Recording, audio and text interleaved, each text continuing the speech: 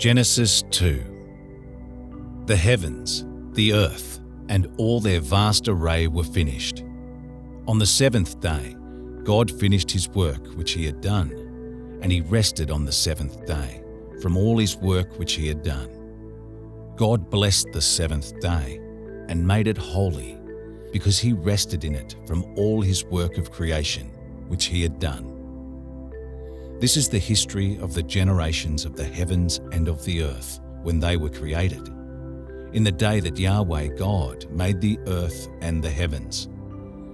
No plant of the field was yet in the earth, and no herb of the field had yet sprung up, for Yahweh God had not caused it to rain on the earth.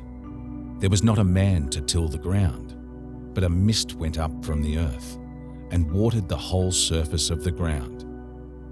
Yahweh God formed a man from the dust of the ground and breathed into his nostrils the breath of life, and man became a living soul. Yahweh God planted a garden eastward in Eden, and there he put the man whom he had formed. Out of the ground, Yahweh God made every tree to grow that is pleasant to the sight and good for food, including the tree of life in the middle of the garden, and the tree of the knowledge of good and evil. A river went out of Eden to water the garden, and from there it was parted, and became the source of 4 rivers. The name of the first is Pishon. It flows through the whole land of Havilah, where there is gold, and the gold of that land is good. Bdellium and onyx stones are also there. The name of the second river is Gihon. It is the same river that flows through the whole land of Cush. The name of the third river is Hiddekel. This is the one which flows in front of Assyria. The fourth river is the Euphrates. Yahweh God took the man and put him into the Garden of Eden to cultivate and keep it.